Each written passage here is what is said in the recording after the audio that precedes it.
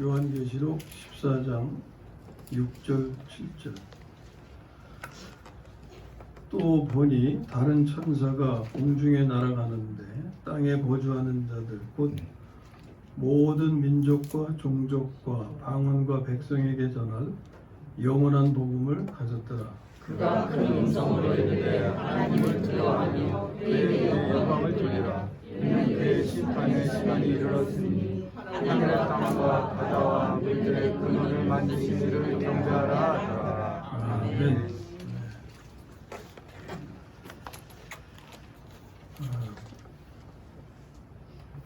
이 시간에는 하나님의 계획은 세밀하시다, 이런 제목으로 말씀을 나눕니다.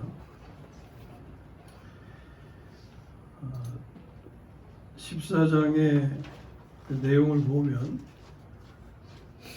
앞부분에 1절에서 5절까지는 처음 익은 열매의 휴거에 대한 말씀이 있고, 그 다음에 이제 뒤로 가서 14절에서 16절까지는 나중에 익은 열매들의 그 휴거가 있고, 그리고 17절에서 20절에는 이제 믿지 아니하는 사람들의 심판에 관한 그런 말씀이 있는데, 오늘 우리가 나누는 말씀은 처음 익은 열매의 휴거와 마지막 수확된 열매의 휴거 그 사이에 있는 일들입니다. 거기에 이렇게 보시면은 한 4가지를 말씀해요. 4가지를 말씀하는데, 생각 같아서는 그 4가지를 다 그냥 나눴으면 좋겠는데, 너무 길면 또 우리 몸은 또 견디질 못해요. 그렇죠? 짜증이 나고. 그러니까 한 가지만, 4가지 중에서 한 가지만 나눌 텐데, 참 저도 길지 않게 말씀을 좀 전하고 내려갔으면 하는데 조금 길어져요. 그래서 좋았다가 쫙 끝에 가서 조금 그런데, 저도 안 그러려고 노력을 하거든요. 그러니까 저를 위해서 기도해 주시고 나가다 삼천포로 빠지는 일이 없도록 기도해 주시고, 그래서 은혜롭게 기분 좋게 예배를 잘 마쳤으면 좋겠습니다. 제가 소망하는 바이니까 저를 위해서 기도 부탁드립니다. 자, 오늘 말씀은 6절 7절 이 부분인데, 여기에 무슨 말이 있냐면 영원한 복음이라는 말이죠. 이게 성경에서 단 한 군데 쓰여지는 말이에요. 영원한 복음. 복음이란 말은 여러 곳에 있는데, 영원한 복음은 여기 한 군데. 그 영원한 복음과 그 우리에게 주어진 복음이 있죠. 그걸 어떻게 부르는지 아세요? 성경에서 어떻게 표현하는지? 은혜의 복음이라고 그래요. 은혜의 복음, 영원한 복음, 그러면 뭐 비슷하거나 같거나 그렇게 생각하실지 모르지만 다른 거예요. 어떻게 다른지 이제 오늘 그것을 보는 겁니다. 하나님 보시기에는 세상에는 세 타입의 사람이 있어요. 세 부류의 사람이 있는데, 첫째는 이스라엘 백성, 둘째는 그리스도인들, 그 다음에 셋째는 이 2 부류를 제외한 나머지 사람들.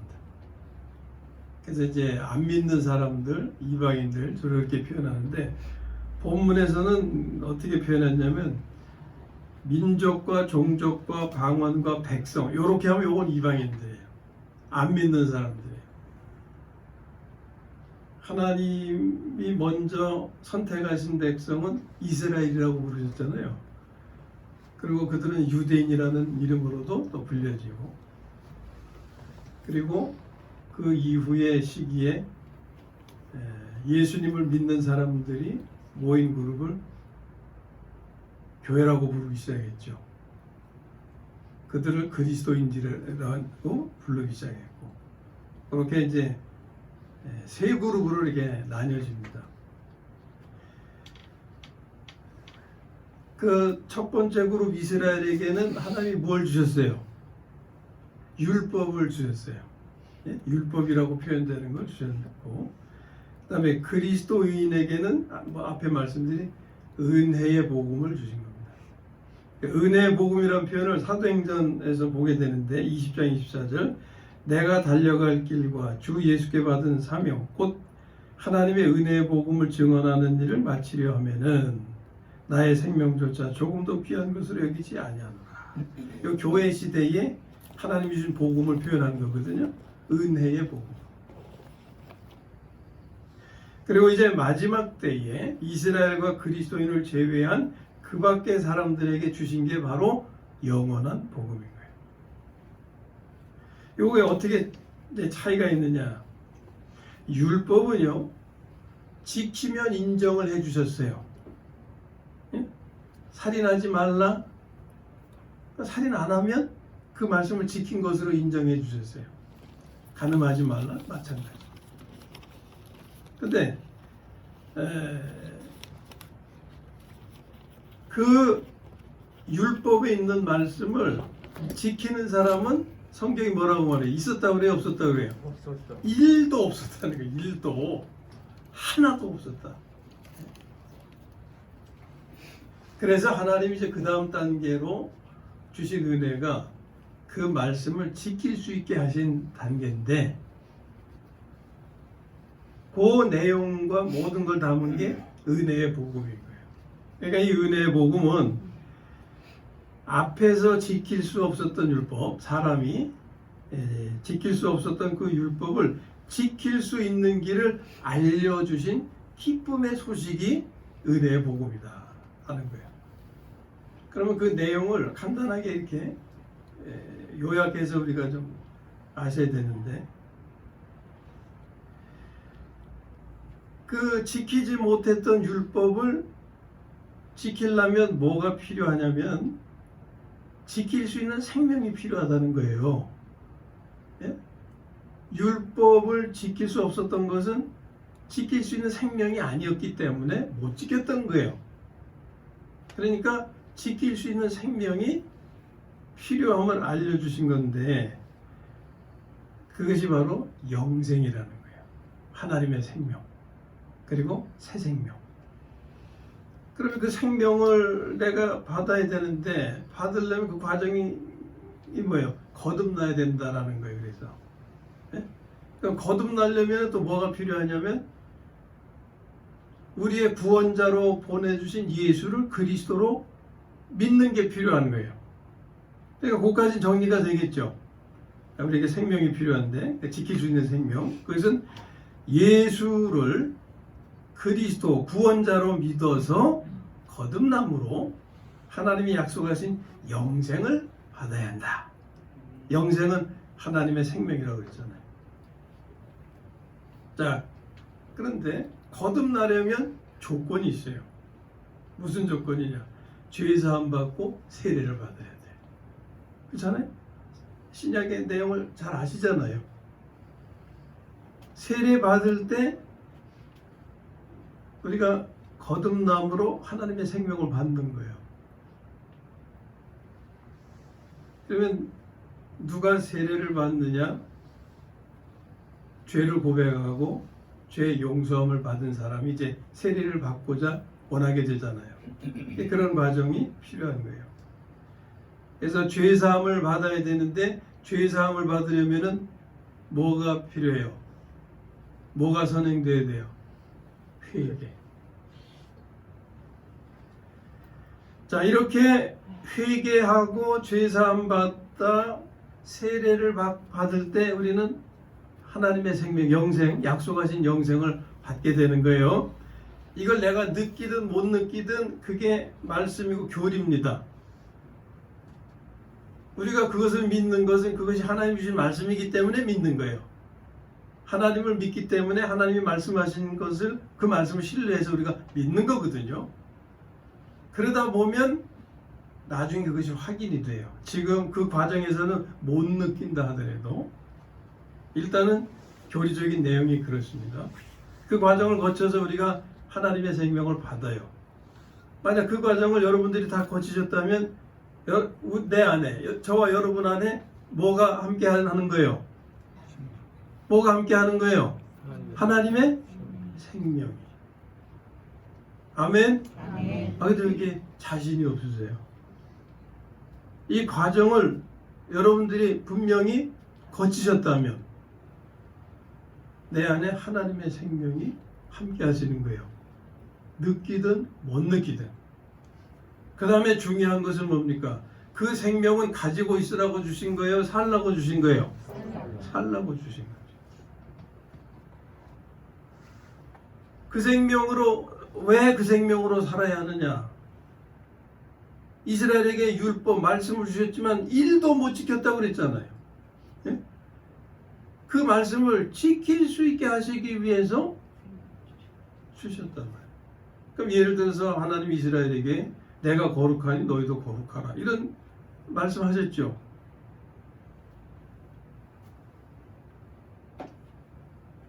그리고 또 예수님 통해서 하신 말씀 보면 온유하고 겸손하라, 이런 말씀. 이런 말씀을 내 삶에서 하나님이 지키길 원하시는 거예요. 이걸 지킬 수 있게 하시기 위해서 지킬 수 있는 생명, 당신의 생명을 주셨는데, 그래서 받았는데 그걸 가만히 간직하고만 있으면 하나님이 나에게 기대하시는 거룩한 삶이나 온유나 겸손을 살 수 있어요, 없어요? 살 수 없죠. 그 주신 생명은 그러한 삶을 살으라고 주신 거예요. 그러니까 생명을 받은 사람은 그 생명으로 살도록 힘써야 하는 거예요. 그러면은 그때 비로소 하나님이 우리에게 기대하시는 거룩한 삶이라든지 온유와 겸손과 또 여러 가지 많은 성령의 열매들을 거두는 그러한 삶을 이룰 수가 있는 겁니다.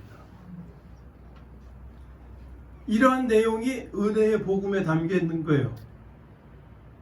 그리스도인들은 굉장히 큰 은혜를 받고 있는 사람들이에요. 그게 다른 사람이 아니라 나란 말이에요. 우리란 말이에요. 이스라엘들이 아니고. 그 다음에 이제 마지막 때에 주시는 은혜가 바로 영원한 복음인데, 이 영원한 복음은 세 부류 중에 어디에 해당이 돼요? 세 번째.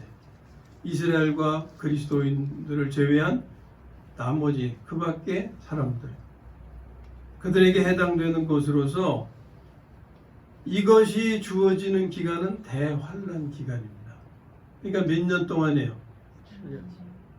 7년이 아니지. 대환란은 3년도 아니지. 3년 반 동안. 이스라엘에게 준 율법은 어느 기간 동안 주신 거예요?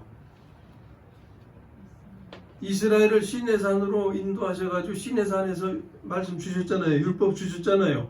그때부터 언제까지냐면은 세례 요한 때까지. 세례 요한 때까지가 율법을 주신 기간이에요. 그리고 우리 그리스도인들에게 은혜의 복음을 주신 기간은 세례 요한 때부터 시작이 되겠죠. 예? 세례 요한 때부터 시작이 돼가지고 언제까지가 되겠어요? 이 영원한 복음이 주어지는 때까지.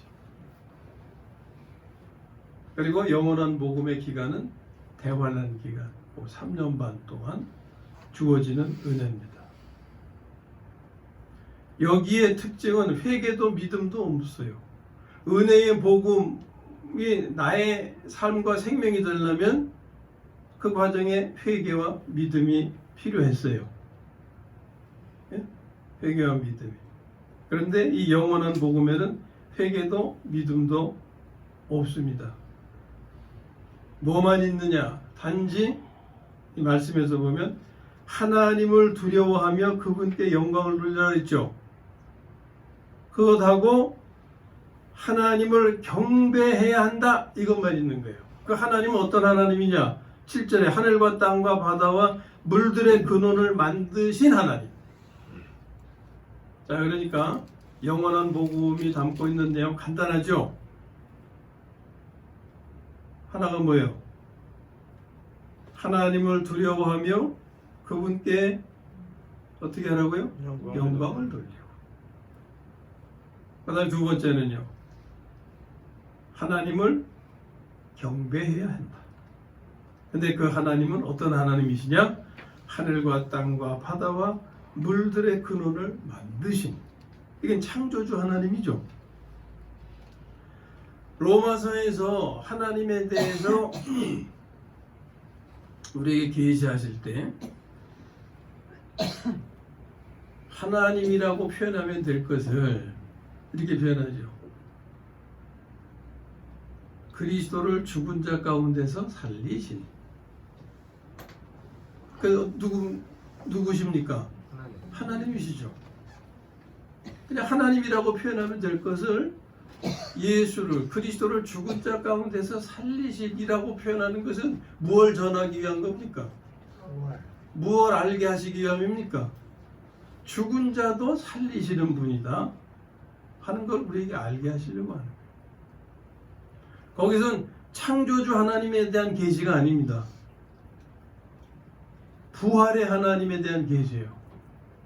그러면 그 부활에 대한 계시를 왜 거기서 주시느냐? 그런 말씀 있잖아요. 하나님의 영으로 몸의 행실을 죽이면 살리니. 그런 말씀 있죠. 그것은 물리적인 어떤 그 자연의 변화입니까? 인격의 변화입니까? 인격의 변화를 위한 거잖아요. 그죠? 몸의 행실을 죽이면 살리니. 다시 말하면 성질대로 살면 죽을 맛으로 살고, 그 성질을 죽이고 부활한 생명, 온유를 살면 살만 나는 삶을 살게 될 것이다. 이걸 알려주시는 거 아닙니까? 예? 은혜의 복음이. 그러니까 거기서는 하나님을 계시할 때 그리스도를 죽은 자 가운데서 살리신이라고 우리에게 알려주시는 거예요. 그러나 영원한 복음에는 그런 내용이 없어요. 창조주 하나님에 대한 것만 말씀하는 거예요. 하늘과 땅과 바다와 물들의 근원을 만드신 그분. 그분을 경배해야 한다는 그런 계명만 있는 거예요. 자, 그럼 이것이 가진 의미가 뭐냐? 하나님을 두려워하고 그분께 영광을 돌리라 하는 부분. 이것은 하나님을 두려워하고 그분께 영광을 돌리라. 이것은 바로 하나님의 백성들을 위한 배려. 이 대환란 때가 되면 누가 환란을 박해를 받습니까? 누가 환란을 당하고 누가 박해를 받아요? 이스라엘과 그리스도인들. 이스라엘과 그리스도인들은 하나님의 백성들 아닙니까? 이 하나님의 백성들이 이 대환란 기간에 박해를 받고 심지어는 죽임을 당하고 그럴 텐데 도움이 필요하잖아요. 그렇죠? 하나님이 어떻게 도우실 거예요? 하늘에서 천사들을 통해서 그렇게 안 하시잖아요. 이 땅의 사람들을 통해서 도우시는 거예요. 이 땅의 사람들, 모든 사람들이 하나님의 말씀을 순종하는 건 아니잖아요. 믿는 사람만. 그러니까 하나님을 두려워하는 사람은 하나님의 말씀을 쫓겠죠. 그게 바로 뭐냐면 이스라엘과 그리스도인을 핍박하지 말고 도와주게 하시기 위함이다 하는 거예요. 예? 영원한 복음이 이러한 내용을 담고 있는 것, 하나님을 두려워하고 그분께 영광을 돌리라고 하는 명령은 이스라엘과 그리스도인들을 위한 배려, 또한 그 땅에 이 땅에 살고 있는 그들의 구원을 위한 배려, 모든 걸 다 포함하죠. 그들이 하나님 영원한 복음을 받아들여서 어떻게 구원을 받느냐, 이러한 일을 행함으로.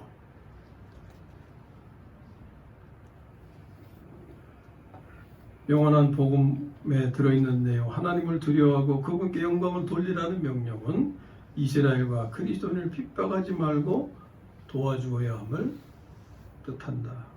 그 다음에 하나님을 창조주로서 경배하라고 하신 명령, 이것은 무엇을 위한 거냐?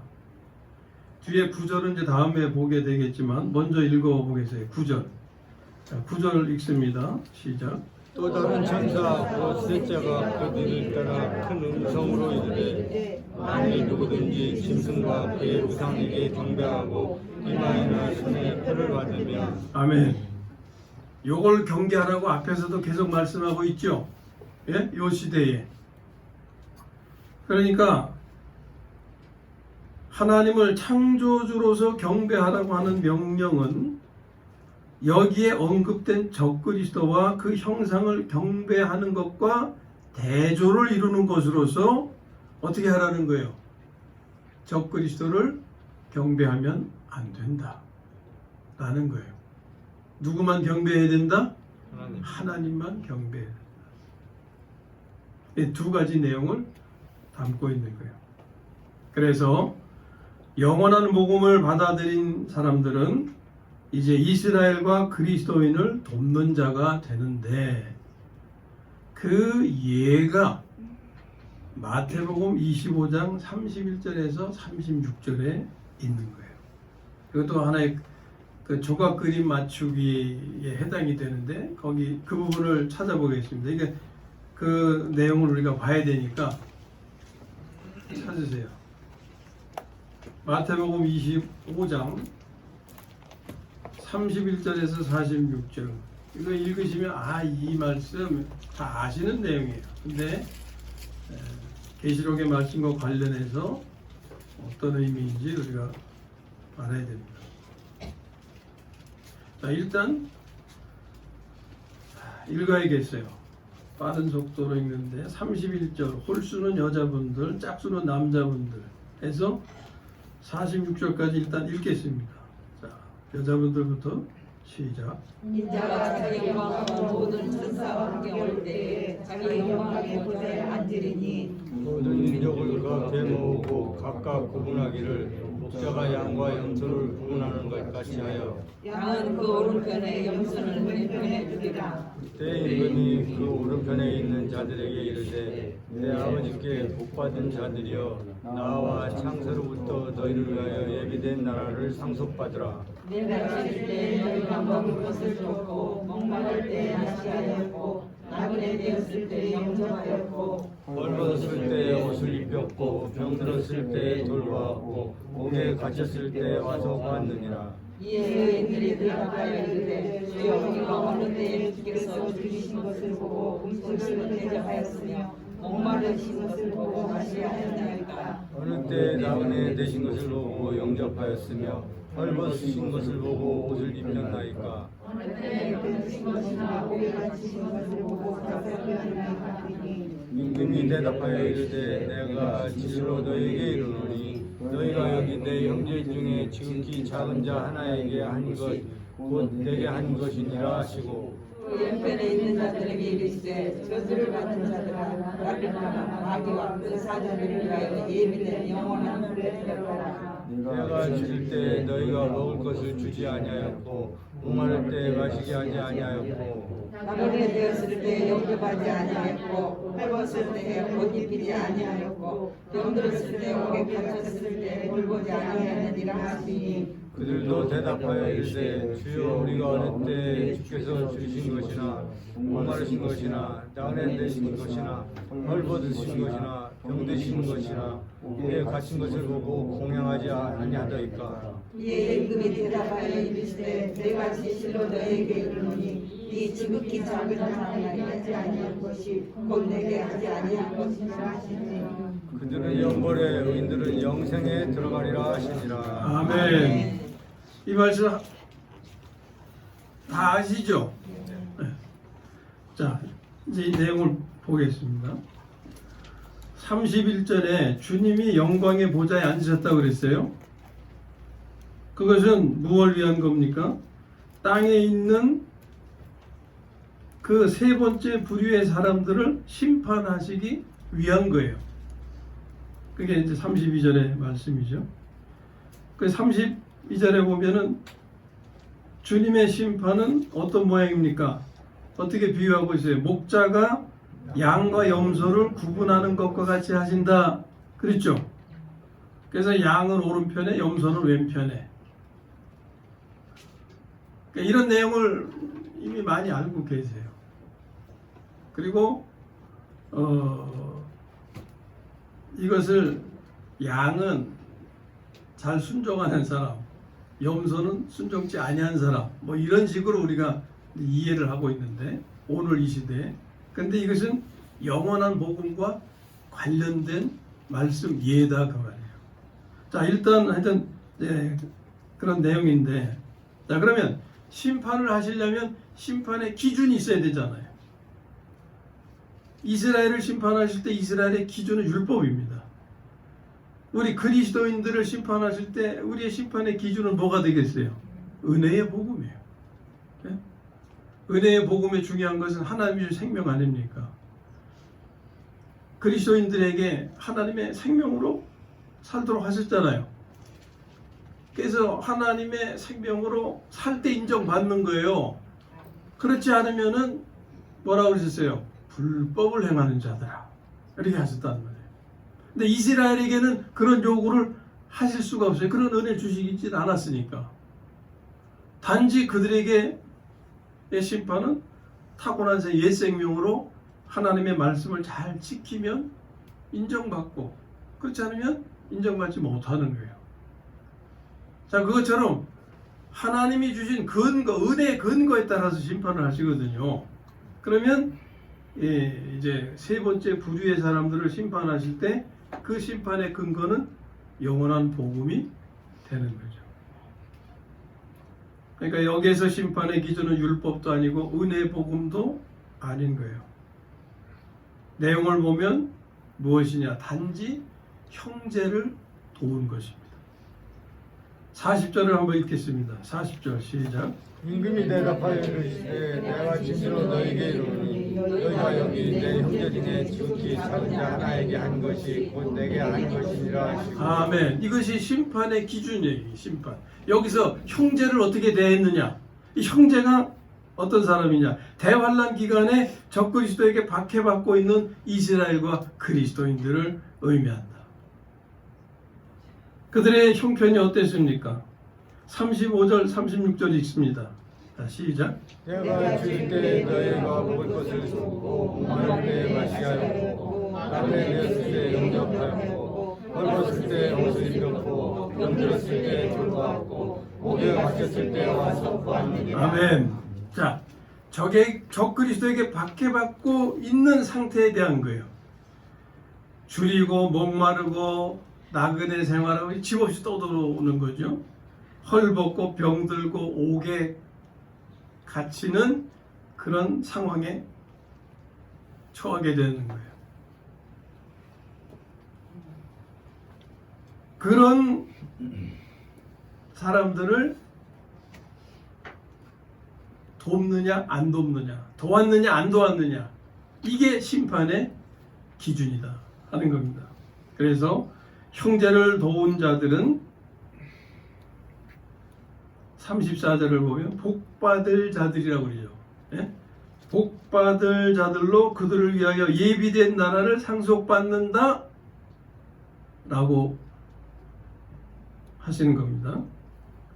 그 다음에 41절에서 보면 형제를 돕지 아니한 자들에 대한 말씀인데 저주를 받은 자들로 마귀와 그 사자들을 위하여 예비된 영원한 불에 들어간다 라고 말씀하는 거예요.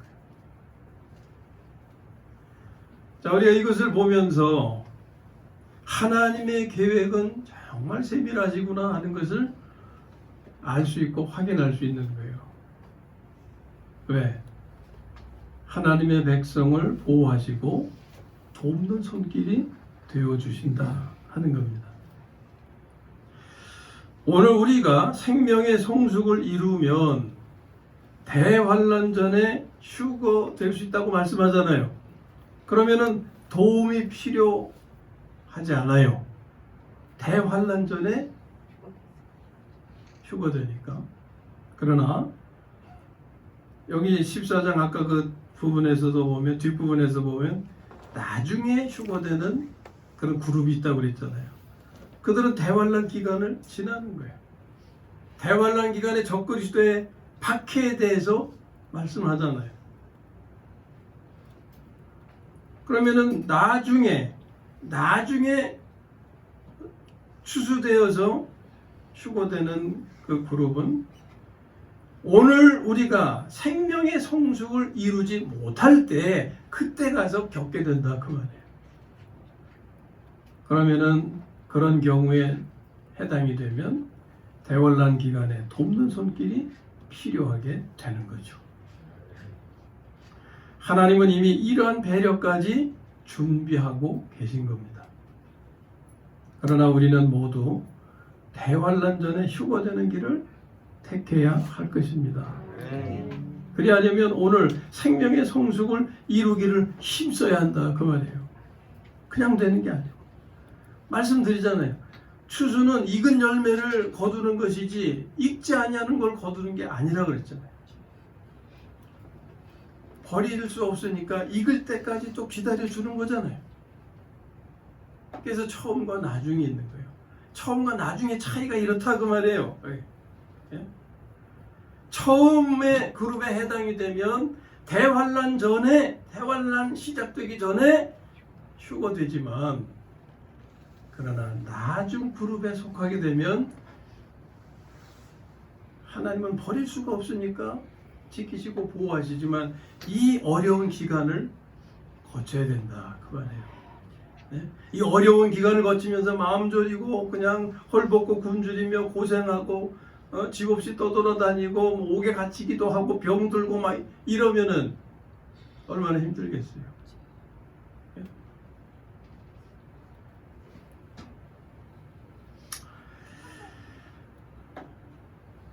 우리가 대환란의 그 험난한 과정을 겪지 않으려면 대환란 전에 휴거되기를 바란다면 오늘 생명의 성숙을 이루기를 힘써야 할 거다. 이걸 성경이 계속 말씀하시는 거예요. 요즘 우리 상황을 보면 많이 불안해들 하고 계시죠. 예? 근데 사실 이 불안은요, 요즘 상황만 그런 게 아니에요. 살아오면서 지금까지 불안하지 아니한 때가 없었어요. 항상 불안했어요. 항상. 경제가 어떻고 정치가 어떻고 국방이 어떻고, 예?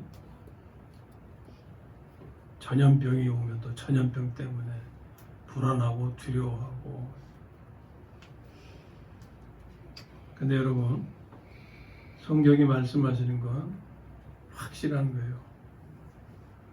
성경이 확실히 말씀하시는 것은 우리가 생명의 성숙을 이루어서 그리스도의 몸을 세우고 참된 교회 생활을 이루어가면 불안은 평강으로, 걱정과 근심은 희망과 찬송으로 바뀌어질 것이다. 제가 드리는 약속이 아니에요. 성경, 하나님이 말씀을 통해서 우리에게 약속하신 거예요. 그리고 실제로 이 말씀을 쫓아가는 사람들은 상황이 아무리 어떻더라도 평강 누립니다. 평강을 누리시는 분은 아멘 해보세요. 아멘. 하나님께 영광 돌리시는 거예요. 아멘이 뭐 억지로 나옵니까? 평강이 뭐 원하면 되는 거예요? 하나님의 생명이 내 안에서 내 삶을 장악하고 주장하실 때 나는 평강을 누리고 희망에 차 있고 그리고 찬송이 나오고 그러는 것입니다. 억지로 되는 거 아니잖아요. 그리고 이걸 다른 말로 하면 이게 구원인 거예요. 영혼 구원은 이미 우리가 이루어진 것이고 생활과 인격 변화와 생활의 모든 것, 이게 구원을 이루어가는 거예요. 그래서 우리는 구원 받았지만 구원을 이루어가야 된다. 이렇게 말하는 이유가 거기에 있는 거예요. 그 내용이 다르니까. 하나님의 계획은 세밀하심을 믿으시기 바랍니다. 네. 당신의 계획을 위해서도 세밀하시고 우리를 위해서도 세밀하십니다. 그래서 우리의 삶에서 항상 돕는 손길이 되셔서 구원을 이루시는 거예요. 우리의 삶이 어떻습니까? 여기 그 대환란에 직면한 그 하나님의 백성들이 당하는 상황과 다를 바가 없어요. 오늘도 굶주림이 있어요, 없어요?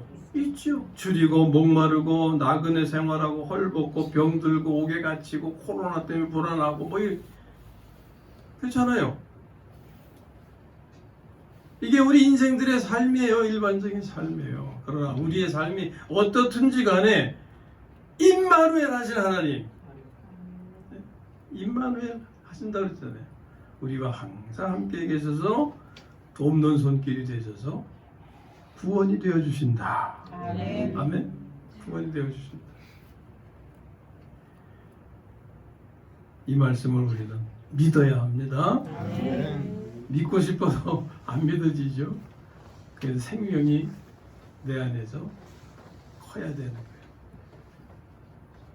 믿음은 생명 안에 생기는 거거든요. 생명이 있으면 그냥 믿음을 내가 믿어야지 해서 그렇게 안 해도 믿어져요. 생명이 믿는 거예요. 생명이. 그래서 우리가 힘써야 할 일은 생명을 키워야 하는 겁니다. 아무쪼록 이 말씀을 믿으시고 생명의 성숙을 이루시는데 더욱 힘써 구원을 이루어 가시기를 주님의 이름으로 축원합니다.